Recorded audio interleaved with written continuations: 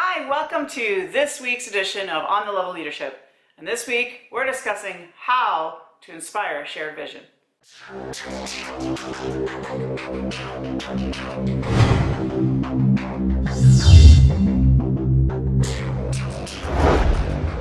Hi, this week we're going to go ahead and continue to look at the Leadership Challenge book because Kuzen Posner has a lot of really great knowledge and some real wisdom to share with respect to leadership principles. The second leadership principle is inspire a shared vision, and we're going to explore that a little more today. There are two areas that a leader can really encourage an inspired vision that everybody shares. Again, I go back to my most favorite leader, and that's Walt Disney. He was really, really good at this, and he understood how to imagine possibilities and how to find a common purpose, which is what Kuzen Posner talk about in their book. Being able to imagine the possibilities is being able to see the future and to try to envision what that future might look like. And as a leader, one of your challenges is going to be to inspire that shared vision and that shared leadership. And it's going to require some passion, it's going to require some knowledge, it's going to require a number of things. So let's examine that a little bit more. I'm going to quote directly from the Leadership Challenge. Again, the link is down below if this is a book that is of interest to you. But I'm going to read directly from page 105 of this fifth edition. And it says here, leaders are dreamers, they're idealists, leaders are possibility thinkers. And all enterprises, big or small, begin with the belief that what's merely an image today can one day be made real. Man, I mean, I think back to so everybody knows me, knows that my passion is Walt Disney, and I love not just the man, but what he was able to develop and envision for his future, the future of his company, and the company that continues to grow and strive today while gobbling up a lot of other smaller players in the process, mind you. But they're really quite capable of seeing big. And when you think about the fact that EPCOT was, although a different vision of what Walt Disney was looking for, frankly, but nonetheless, the concept of the EPCOT of having a world stage where you could showcase different countries from around the world and have a futuristic front end of the park to be able to go dream about what the future could potentially entail. When you look at the Carousel of Progress and one of the last rides that Walt Disney even worked on, one of the things he was really good at was describing, what the vision was from his perspective. So watch this little snippet here. This is a demonstration of Walt Disney's ability to see beyond what is real today. This is really interesting. The most exciting, the most important part of our Florida project, in fact, the heart of everything we'll be doing in Disney World, will be our experimental prototype city of tomorrow. We call it EPCOT, spelled E-P-C-O-T, Experimental Prototype Community of Tomorrow. Here it is in larger scale.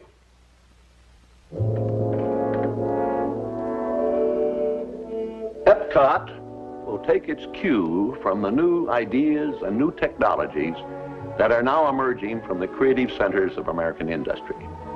It will be a community of tomorrow that will never be completed, but will always be introducing and testing and demonstrating new materials and new systems. And EPCOT will always be a showcase to the world for the ingenuity and imagination of American free enterprise. I don't believe there's a challenge anywhere in the world that's more important to people everywhere than finding solutions to the problems of our cities. Imagining the possibilities is not just flight of fancy. It's about really trying to literally think outside the box. It's about what can we do beyond what we currently do as an organization, as a group, as a unit, as a team that could really accomplish something great. What should that vision be? And then once you understand the vision, that's kind of where you're going, then you can kind of plan the how as you go along. So I think that is really what a leader's role is to try to help the group define what that inspired shared vision really is. In order to do that, though, sometimes we have to reflect on our past. We have to really have an understanding of what the company or the individual or the team has actually achieved in terms of success. So, really do a reflection of what worked in the past. What are some of the skills that are needed in order to achieve that end goal? Really important to kind of take a look at that. Look at current successes and what is actually working right now in your organization. That's really key too. You have to really understand sort of what are the strengths of the individuals working in that team, and what are the areas or the gaps that we need to sort of bolster or beef up in order to achieve that vision. Again, companies like Walt Disney are very, very astute at doing this. They have an entire institute that teaches leadership and teaches how to manage, and they have various components of their program. And essentially what they're doing is they're trying to nurture leadership at all levels of their organization so that they can achieve the vision, the big goals that have been set out. Now, the company does these D23 expos where they share their vision with the population, with the general public, with the media. But months and months and sometimes years in advance of those D23s, there's teams and teams of people that have input on feasibility, on the kinds of things you could do, and there's dreamers in that group that really can aspire to what it is they want to do, and as a team kind of all develop this inspired vision and get really excited about what the end goal is.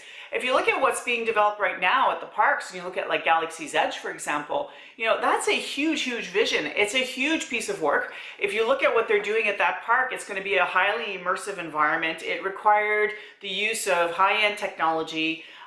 It's really taking groundbreaking technology that we use today in film, in video game play, in 3D virtual reality type stuff, and adding visuals and tactile so that it becomes almost like a 4D experience. That requires a lot of dreaming, and then once you have the vision, then you have to develop and have a team that then helps you to implement that vision going forward.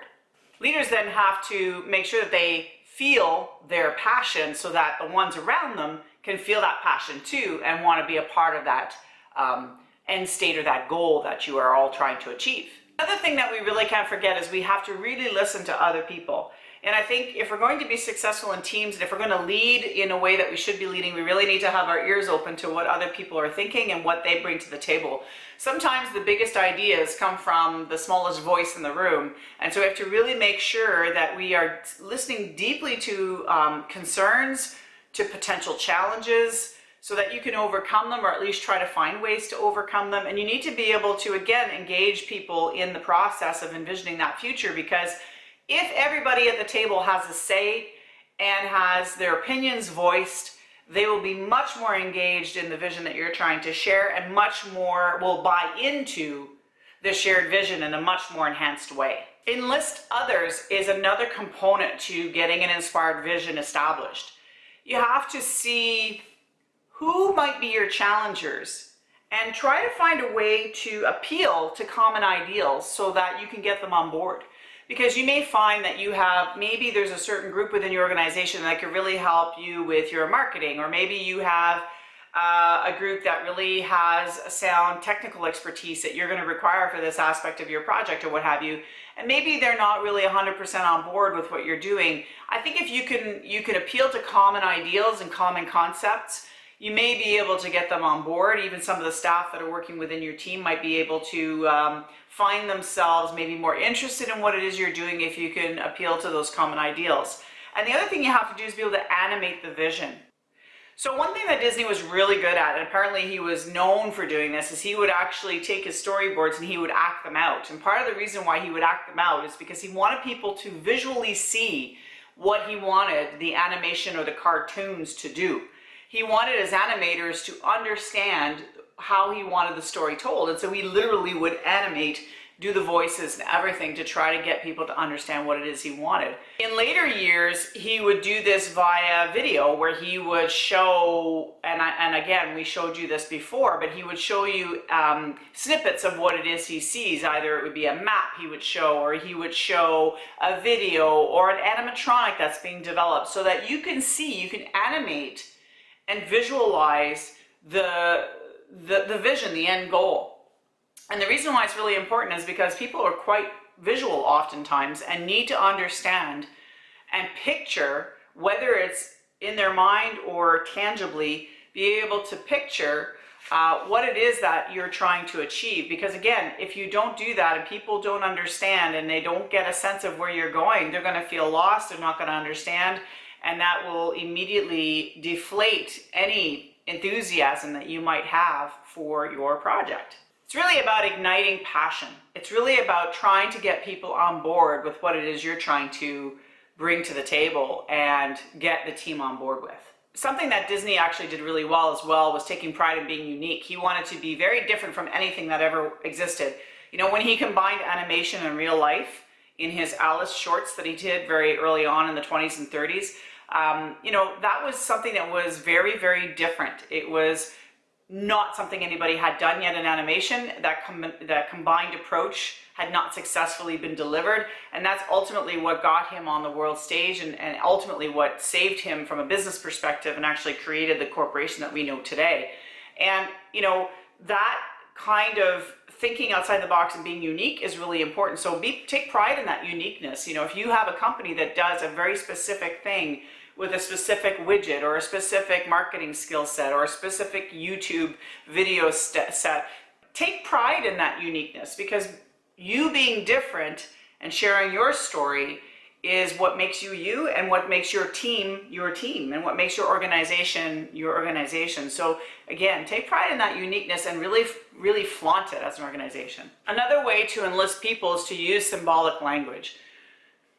I keep coming back to Disney because that's actually a passion of mine, but one of the things is that they use the language of cast members. There is no other organization, as far as I'm aware, that uses the word cast members to refer to their employees. That symbolism for every staff person who works in a park, who answers a phone, who works in an office, whatever it is that you do for Disney, you're a cast member. And the reason why you're a cast member, unless you're a director or a producer, in which case you're actually in the animation fields, is to demonstrate your value and your importance as part of the bigger picture. And although you are but an employee, you're an important one because you're a cast member. It's like being casted for a movie. Everybody always talks about how important it is to be casted for a movie, whether you're an extra or you're the prime actor, actress for the job. The reality is when you're casted for a movie, it's really exciting and you're part of something bigger. So I think that's the whole part of it, is using symbolic language can be really key to getting people on board. Getting a mascot or a symbol of the project can also be another way of symbolizing what it is you're looking to achieve. I'm going to quote from Coos and Posner again, page 143. You can influence people's behavior simply by giving them the task or giving the team a name that evokes the kind of behavior implied by that name. People want to be like a community, so use language that evokes a feeling of community. Again, whether it's cast members or whether you call people partners or whether you have a symbolic image as part of your marketing, whatever it is that works to help to evoke the behaviors and the feelings that you want from your organization so that everybody can get on board with that inspired vision, the better. You want to create images of the future, and again, Disney was really, really good about this. You know, him and his brother are really good at marketing upcoming movies or upcoming theme parks. He would do entire specials for TV so that he can introduce a park or introduce a new ride or introduce a movie. And so, you know, you really want to be able to create those images. Again, it has to do with animating the future, and it has to do with animating that vision so that people can really get on board. Coos and Posner talk about practicing positive communication and also talk about being able to express your feelings. It's really easy to get into the dumpsters with your colleagues. It's easy to bitch, whine, and complain. It's easy to just kind of be negative and to cower to those kinds of negative feelings. But I think ultimately at the end of the day, if we're going to be true leaders, we'll have to overcome that desire to want to kind of commiserate, because, you know, misery loves company, and be able to move beyond that. So practicing positive communication while still being able to express your emotions. You know, I get this. I'm as frustrated as you are. You know, I'd really like to see this be more successful. So how are we going to do that? Kind of being able to spin that around as opposed to commiserating, I think, is the best way to go. And speak genuinely. One of the things that I pride myself on as a leader and as a colleague and as a friend is the no BS approach that I take to things. Authenticity will always, always, always be responded to with trust. And although people may not always like your authenticity, being authentic and being real and speaking genuinely is extremely important. So if you give a compliment, you better damn well mean it. And if you think that there's a challenge ahead of you, then speak genuinely about your concerns, but be able to speak positively about how to overcome it. And I think that, the no BS approach to leadership is what I'm trying to promote on this channel. And I think that that's really what we need to do, is we need to be real with each other. And being able to be genuine is going to enable to enlist people who know where you're coming from, see what you're doing, understand the challenges, see that you are real and that you're not trying to promote some kind of artificial agenda, is going to really help you to enlist those people in order to get that inspired shared vision.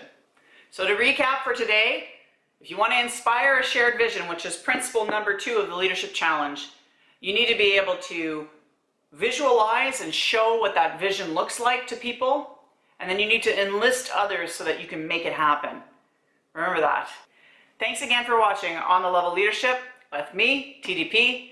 If you like these weekly little tidbits, subscribe down below. And if you want to see any of the information that I was sharing with you today, just check the reference links down below for any of the books that I may be talking about in my vlog. It's been great having you. Thanks again. See you next time.